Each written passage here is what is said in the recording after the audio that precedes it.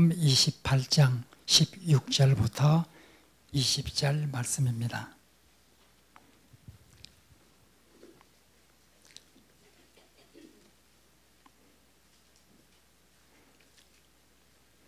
마태복음 28장 16절부터 20절 5절밖에 안 되기 때문에 같이 봉독을 하겠습니다. 11 제자가 갈릴리에 가서 예수께서 지시한 산에 이르러 예수를 비웃고 경배하나 아직도 의심하는 사람들이 있더라. 예수께서 나와 말씀하여 이르시되 하늘과 땅의 모든 권세를 내게 주셨으니 그러므로 너희는 가서 모든 민족을 제자로 삼아 아버지와 아들과 성령의 이름으로 세례를 베풀고 내가 너희에게 분부한 모든 것을 지키게 하라. 볼지어다 내가 세상 끝날까지 너희와 항상 함께 있으리라. 아멘.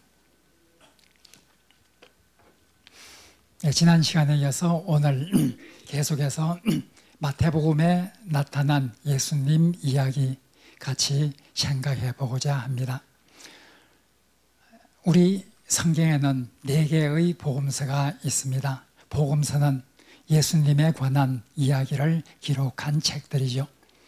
마태, 마가, 누가, 요한 4개의 복음서가 있습니다. 4개의 복음서는 각각 다른 각도에서 씌어졌습니다. 예수님을 다른 관점에서 기록하고 있습니다. 마태는 마태가 보는 관점에서, 마가는 마가가 보는 관점에서, 누가는 누가가 보는 관점에서, 요한은 요한이 보는 관점에서 예수님을 보고 예수님의 이야기를 기록해 나가고 있습니다. 마태복음에서 가장 강조되는 예수님 이야기의 핵심은 예수님은 우리의 왕이시라 하는 것입니다. 예수 그리스도 우리의 왕, 이것이 마태복음에서 가장 강조하려고 하는 메시지입니다.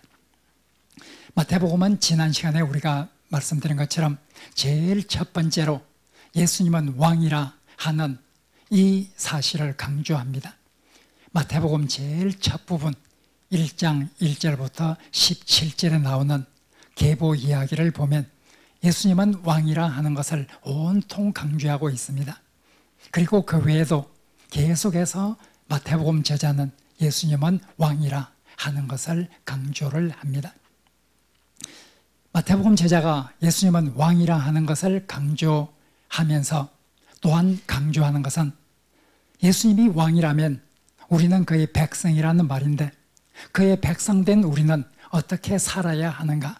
여기에 마태복음서에 나오는 예수님 이야기는 굉장한 강조를 하고 있습니다. 예수님이 왕이라고 하면 우리는 백성이란 말이고 우리가 백성이라고 하면 그 왕의 명령에 순종을 해야 한다 하는 것이 마태복음에서 어느 복음서보다도 더 강조되고 있는 메시지입니다. 순종해야만 하나님의 진정한 백성이 된다. 지난 시간에 우리가 여기까지 공부를 하였습니다. 그러면 오늘은 이제 세 번째로 나오는 것은 유대인들의 실패와 그리스도인에 대한 경고입니다.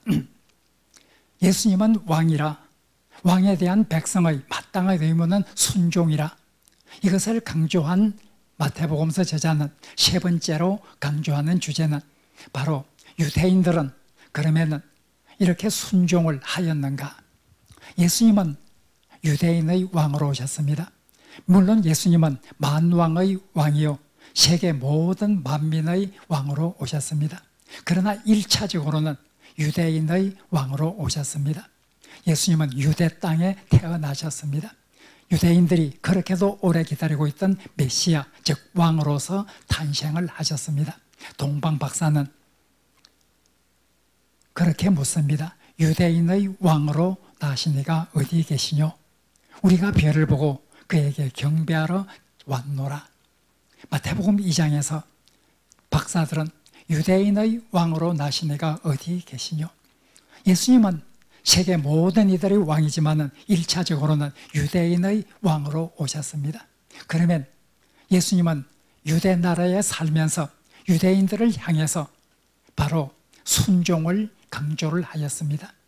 그런데 유대인들은 과연 이런 왕이신 예수님, 그리고 왕이신 예수님께 대해서 순종을 얼마나 하였는가?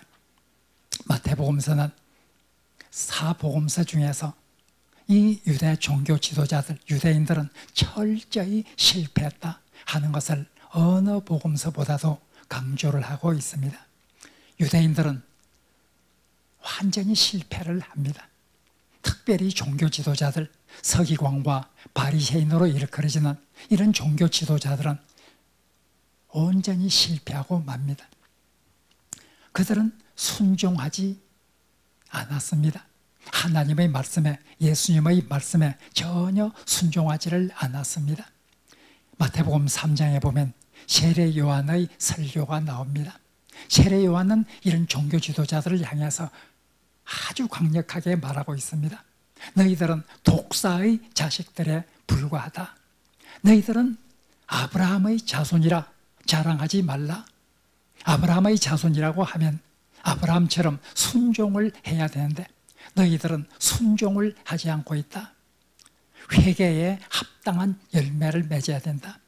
회개를 했다고 하면 거기에 따르는 순종의 열매가 나와야 되는데 전혀 순종의 열매가 없는 이들을 향해서 너희들은 자칭 아브라함의 자손이라 자부심을 가지고 있지만 실상은 너희들은 독사의 자식들이다. 아주 예리하게 세례 요한이 이 유대 종교 지도자들을 위해서 독서를 퍼붓고 있습니다. 이들은 철저히 실패하였습니다. 예수님은 그들이 특별히 사랑을 실천하는데 실패를 하였다 하는 것을 강조를 합니다. 지난 시간에 말씀드린 대로 하나님의 말씀의 근본적인 핵심은 사랑입니다. 하나님을 사랑하고 이웃을 사랑하라. 이것이 율법의 핵심이고 율법에 순종한다는 것은 결국 사랑을 실천하는 것이라 이렇게 말할 수 있습니다.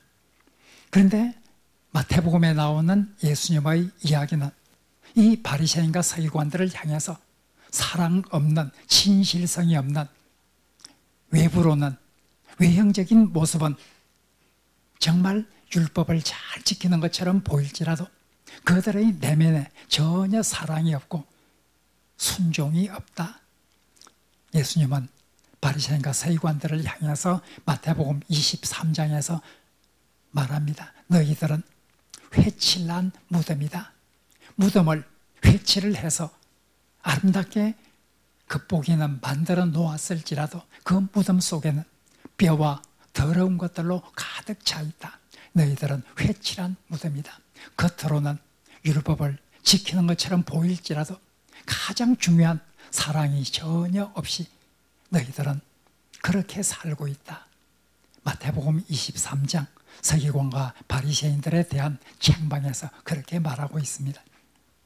마태복음 6장에서 예수님은 산상설교라 부르는 이 마태복음 5장, 6장, 7장에 나오는 특별히 6장 1절에서 18절에 보면 이 바리새인과 서기관들은 외식하는 자라, 그들을 외식하는 자로 부르고 있습니다.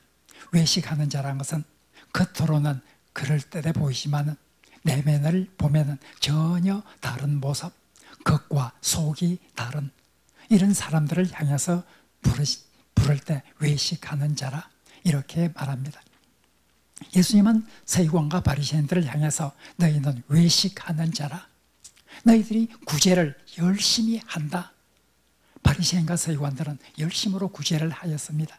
그러나 너희들이 구제를 할 때 그것은 사람에게 보이기 위한 것, 사람에게 자랑하고자 하는 것이었고 정말로 불쌍히 여기고 사랑하는 마음으로 행하는 것은 결코 아니다. 그것은 구제가 아니다. 예수님은 계속해서 말합니다.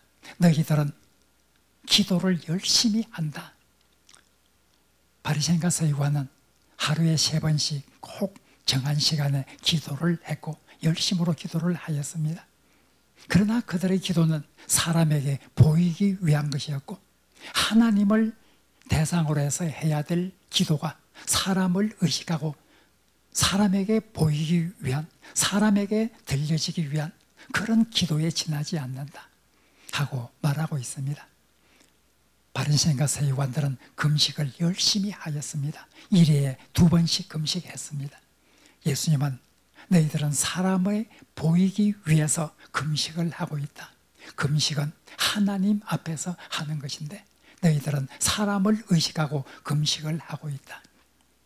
온통 예수님은 그들의 겉보기에는 율법을 지키는 것처럼 보일지라도 그들 속에 사랑이 없기 때문에 그것은 진정한 율법에 순종하는 것이 결코 아니라 하고 말하고 있습니다. 그들은 사랑에 실패했습니다. 그리고 그들은 무엇보다도 하나님께서 유대인의 왕으로 보내주신 이 왕을 십자가에 못 박아 죽였습니다.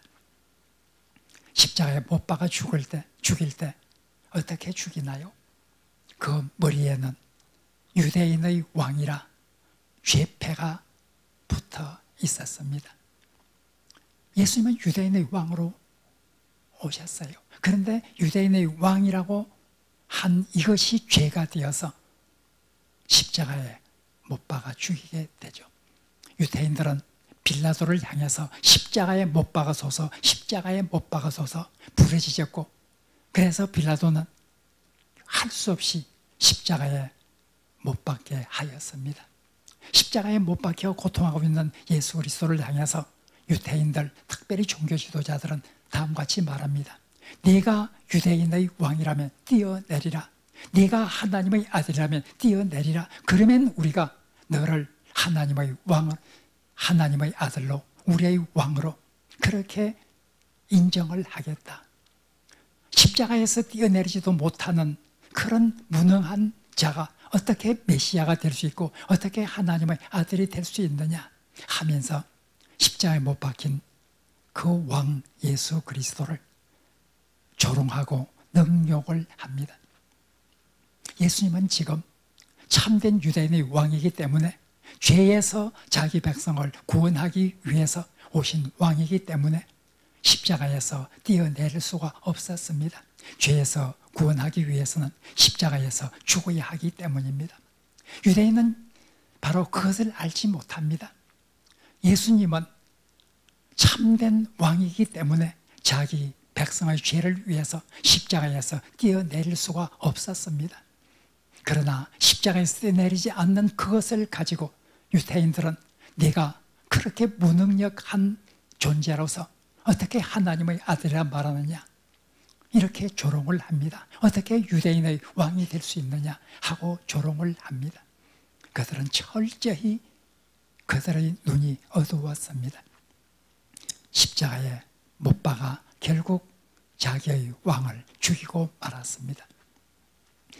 마태복음 21장 33절에서 46절에는 바로 하나님께 불순종하고 특별히 하나님의 아들을 죽인 이 죄로 인해서 예수님은 유대인들에게 이제 선언을 합니다.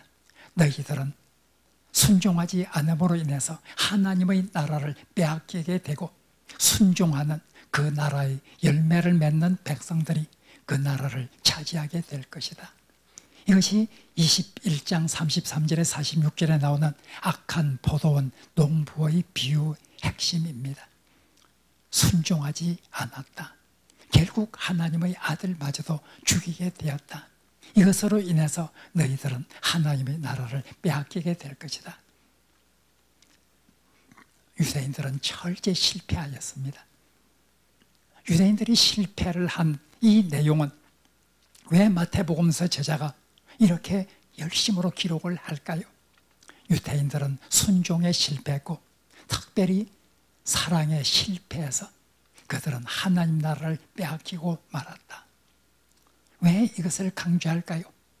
유대인들의 실패는 마태복음서 저자의 관점에서는 그리스도인들을 향해서 경고하는 것입니다.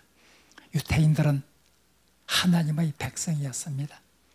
하나님의 백성이라고 자부하던 유대인들이 이렇게 실패를 해서 하나님 나라를 빼앗기고 만다고 하면 하나님의 백성이라고 자부하고 있는 그리스도인들도 교회의 구성원들도 바로 진정으로 순종하지 않으면 하나님 나라를 빼앗기게 될 것이다.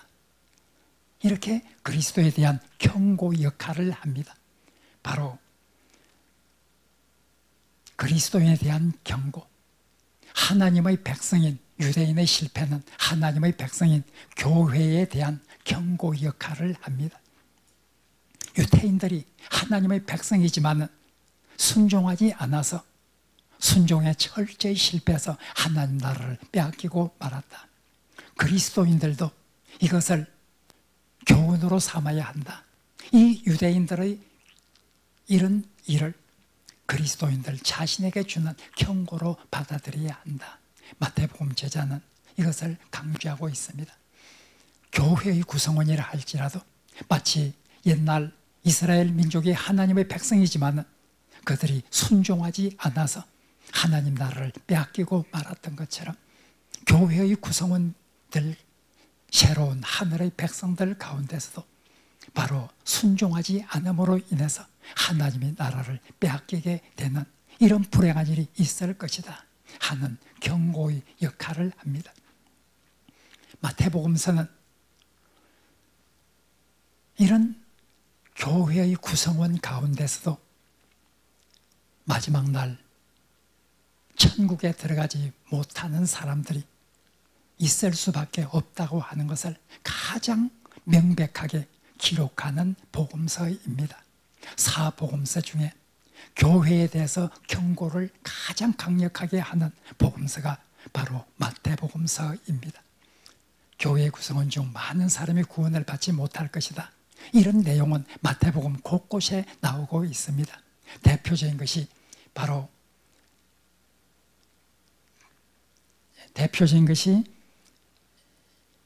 마태복음 7장 21절에서 23절입니다. 같이 한번 읽어보겠습니다. 나더러 주여 주여 하는 자마다 다 천국에 들어갈 것이 아니요 다만 하늘에 계신 내 아버지의 뜻대로 행하는 자라야 들어가리라. 그날에 많은 사람이 나더러 이르되 주여 주여 우리가 주의 이름으로 선지자 노릇하며 주의 이름으로 귀신을 쫓아내며 주의 이름으로 많은 권능을 행하지 아니하였나이까 하리니 그때에 내가 그들에게 밝히 말하되 내가 너희를 도무지 알지 못하니 불법을 행하는 자들아 내게서 떠나가라 하리라. 여기 보면 나더러 주여 주여 하는 자마다 다 천국에 들어간 것이 아니다. 하늘에 계신 내 아버지의 뜻대로 행해야 한다. 그리고 22절 23절에서 마지막 심판 때에 있을 일을 상세하게 묘사를 합니다. 22절 그날이라고 하는 것은 마지막 심판날 예수께서 이 세상에 오셔서 모든 세상 사람들을 영생의 반열과 영벌의 반열로 두 부분으로 나누어 놓았습니다. 그때에 바로 그때에 많은 사람이 심판주이신 예수님을 향해서 바로 하소연할 것이다. 주여 주여 우리가 예수님 이름으로 선지자 노릇했고 예수님 이름으로 귀신을 쫓아냈고 예수님 이름으로 많은 권능을 행했는데 우리가 영생을 얻는 반열에 들어가지 못하다니 이것이 어떻게 된 일입니까? 무엇이 잘못되지 않았습니까? 하소연하게 될 것이다. 이들은 분명히 교회 공동체 안에 있던 사람들이었습니다. 주의 이름으로 선지자 노릇하고 주의 이름으로 귀신을 쫓아내고 주의 이름으로 많은 권능을 행한 이들은 분명히 교회 밖에 있는 사람들이 아닙니다. 교회 안에 있는 사람들이었습니다. 그들은 마지막 심판날 자기가 기대했던 천국의 반열에 들어가지 못한 것 때문에 크게 놀라고 당황하면서 예수님께 하소연합니다. 그러다 예수님은 그들에게 말합니다. 내가 너희를 도무지 알지 못한다. 불법을 행하는 자들아 내게서 떠나가라. 이들은 하나님의 뜻을 행했다고 착각을 하고 살았습니다. 막상 예수님은 그들을 향해서 불법을 행하는 자들이라 마치 유대 종교 지도자들이 자기들은 하나님의 뜻을 철저히 순종했다고 생각하고 있지만 예수님 보시기에는 그들은 전혀 하나님의 뜻을 순종하지 않았다 하고 말한 것처럼 바로 많은 교회 공동체 회원들 가운데서 특별히 22절에 보면 그때에 많은 사람들이 이런 착각 속에 살다가 마지막 심판 때 이런 큰 낭패에 부딪히게 될 것이다 하고 말하고 있습니다. 마태복음에는 이와 같은 구절이 많이 나옵니다. 마태복음 7장 24절에서 27절에 나오는 두 집의 비유도 마찬가지입니다. 누구든지 내 말을 듣고 행하는 자는 그 집을 반석 위에 세운 지혜로운 사람과 같아서 비가 오고 물나고 바람 부딪힐 때 넘어지지 아니할 것이다. 그러나 내 말을 듣고 행치 않는 자는 그 집을 모래 위에 세우는 어리석은 사람과 같아서 바람 불고 비가 오고 이렇게 물이 날 때에 여지없이 그 집은 파괴되고 말 것이다. 여기에서도 강조하는 것이 내 말을 듣는 것이 중요한 것이 아니라 내 말을 듣고 행했느냐, 내 말을 듣고 행하지 아니하였느냐, 이것이 중요하다고 하는 것을 말하고 있습니다. 마태복음 25장에 보면 세 개의 비유가 나옵니다. 그중 첫 번째 비유, 열처녀의 비유입니다. 미리 난 5처녀, 등을 준비했지만 기름을 준비하지 않았습니다. 신랑이 올 때에 불이 켜지지 않아서 결국 그들은 신랑을 영접하지 못했습니다. 그러나 등과 함께 기름을 준비한 지혜로운 5처녀는 신랑을 맞이해서 잔치 자리에 들어가게 되었습니다. 기름을 준비하지 못해서 잔치 자리에 들어가지 못한 이 미련한 5처녀는 교회 밖에 있는 사람일까요? 결코 그렇지 않습니다. 이들도 신랑을 기다렸던 사람입니다. 예수 그리스도의 재림을 기다렸던 그리스도인들이었습니다. 열처녀의 비유가 말하는 것은 그리스도 공동체 안에서도 이렇게 잔치에 들어갈 수 있는 자와 들어갈 수 없는 자로 마지막 심판날 분리가 있게 될 것이다. 굉장한 경고입니다. 마태복음서는 우리에게 기독교 공동체 회원들에게 굉장한 경고를 하고 있습니다. 바로 이렇게 순종하는 것이 백성의 마땅한 도리라고 한다고 하면 순종하지 않는다고 하는 것은 그것은 백성의 1차적인 도리를 행하지 않았기 때문에 하늘나라의 백성의 자격이 없는 것이라 이렇게 말하고 있습니다. 물론 여러분들이 바울에게는 사람이 행위가 아니라 믿음으로 의롭게 된다고 했는데 이것이 어떻게 되는 것인가? 바울은 사람이 마음으로 믿어 의에 이르고 입으로 시인하여 구원에 이르느니라 그렇게 말했는데 마태복음서는 나더러 주여 주여 하는 자마다 다 천국에 들어갈 것이 아니라 다만 하늘에 계신 내 아버지의 뜻대로 행하는 자라야 들어가리라. 어떻게 바울이 말한 이 믿음으로 구원된다고 하는 이것과 이 마태복음에 나오는 이런 내용이 어떻게 조화가 될 수 있을까? 아마 여러분은 이런 생각을 가지게 될 것입니다. 여기에 대해서는 설명을 하려고 하면 굉장한 오랫동안 설명을 해야 합니다. 오늘 거기에 대해서 설명하는 것이 원래의 주된 내용은 아닙니다. 지금 말하는 것은 마태가 강조하고 있는 예수님 이야기에 대해서 말하고 있습니다. 언제 제가 설교 시간에 이런 마태복음에 나오는 이런 구절과 행위가 아니라 믿음으로 의롭게 된다고 하는 바울의 이런 말을 어떻게 조화가 될 수 있는가 하는 것을 말씀을 드린 적이 있습니다. 앞으로 기회가 되면 또 그런 교회가 있을 것입니다. 어쨌든 오늘 우리가 꼭 기억해야 될 것은 하나님의 백성의 가장 큰 특징은 하나님이 우리의 왕이라고 하면 예수님이 우리의 왕이라고 하면 왕께 대한 순종, 이것이 가장 근본적인 백성의 특징이 되어야 되는데 그 특징을 잃어버린다고 하면 그 사람은 하나님의 백성의 자격을 잃는 것이다. 이것이 마태복음에서 그렇게도 강조하고 있는 바로 그런 메시지입니다. 우리가 정말 귀담아 들어야 합니다. 마지막으로 우리가 마태복음서의 주제는 그렇다면 우리는 어떤 사명을 가지고 있는 것인가? 우리는 어떻게 기도해야 할 것인가? 우리 그리스도인이 가져야 될 사명과 그리스도인이 해야 될 기도에 관해서 마태복음서는 강조를 하고 있습니다.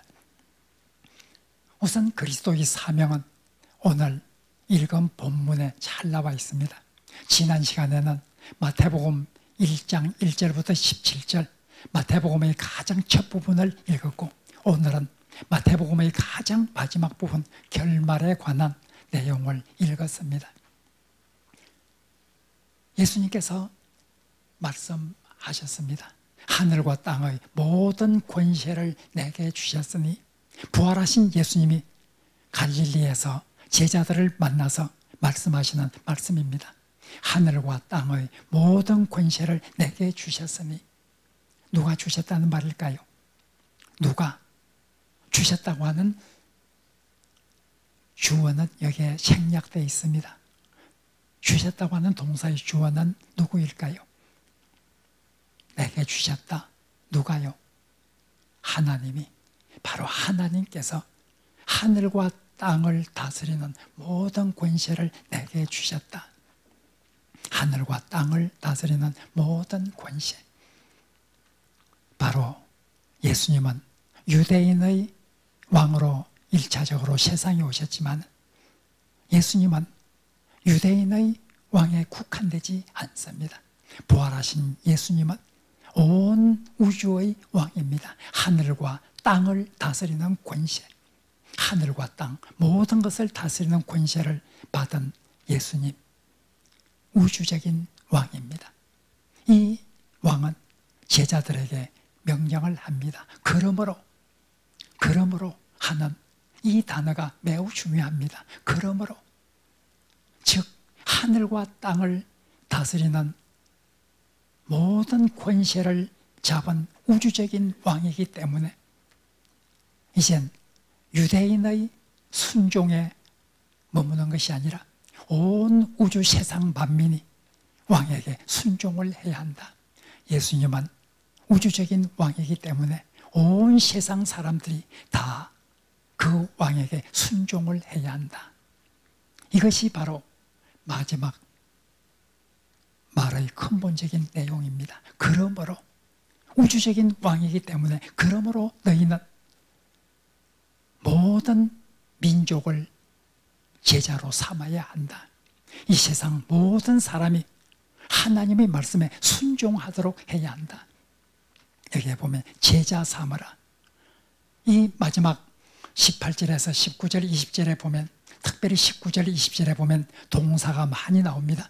너희는 가서 제자로 삼아 세례를 베풀고 가르쳐 지키게 하라. 이런 동사들이 나옵니다. 헬라어 성경, 원어 성경에 보면 이 네 개의 동사들 중에 가장 주된 동사, 정동사는 바로 제자 삼으라. 이것이 정동사입니다. 다른 것들은 다 분사로 나오고 있습니다. 가서 세례를 베풀고 가르치라. 이것은 다 분사로 나옵니다. 정동사는 바로 제자로 삼아라. 제자 삼으라. 제자 삼는 것이 무슨 말일까요? 제자 삼다고 하는 것이 스승의 말에 순종하도록 하는, 이것이 제자 삼는 것이죠. 예수 그리스도의 제자로 삼아야 한다. 바로 예수 그리스도의 가르침에 순종하는 이런 사람으로 만들어야 한다. 마태복음의 관점에서 보면 전도라고 하는 것은 단지 복음을 전하는 것으로 끝나는 것이 아닙니다.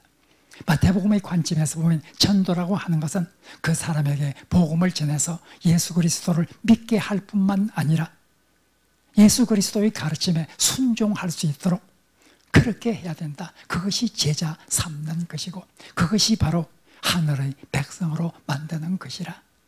마태복음서의 제일 마지막 결말은 바로 이렇게 해서 우리가 제자를 삼아야 한다. 복음을 전해서 그들이 교회 안으로 들어오는 것으로 끝내는 것이 아니라 그들이 교회 안에서 하나님의 말씀을 듣고 배워서 그 말씀에 순종해서 예수님의 제자가 될 수 있도록 해야 한다. 이것이 마태복음에서 강조하는 제일 마지막 메시지입니다. 온 세상 사람들을 하나님이 보내신 예수 그리스도가 세상의 왕이라고 하면 우리는 이 온 세상으로 하여금 왕 예수 그리스도에게 순종하는 제자로 만들어야 한다. 이것이 우리 그리스도인에게 주어진 사명이라 마태복음서는 그렇게 말하고 있습니다. 이런 사명을 가지고 있다고 하면 그리스도인들은 어떻게 기도해야 되는가? 그리스도인들은 기도하는 사람들입니다. 우리가 어떻게 기도해야 되는가? 마태복음 6장에서 예수님은 우리가 어떻게 기도해야 되는지에 관해서 잘 가르쳐 주었습니다. 우리가 기도하는 것은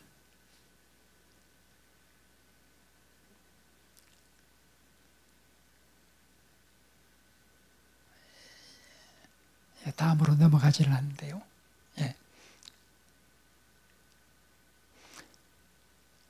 예수님께서는 제자들에게 너희는 이렇게 기도하라 하고 가르쳐 주었습니다.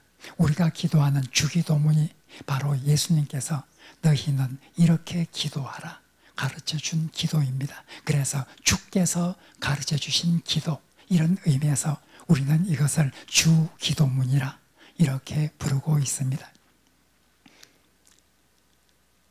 주기도문에는 6개의 기원이 나옵니다. 첫 세 기원은 아버지의 이름을 거룩하게 해달라, 아버지의 나라가 오게 해달라, 아버지의 뜻이 하늘에서와 같이 땅에서도 이루어지게 해달라. 아버지, 아버지, 아버지, 아버지에 관한 기도입니다. 그리고 다음에 나오는 세 개는 우리에 대한 기도입니다. 우리에게 일용할 양식을 주시고 우리가 우리에게 죄진 자를 용서하여 준 것 같이 우리 죄를 용서해 주시고 우리를 시험에 빠지지 않게 하시고 악에서 구하소서. 우리. 주기도문 6개의 강구 중에 처음 3개가 아버지, 아버지, 아버지, 아버지에 관한 것이고 나중 3개가 우리에 관한 기원입니다.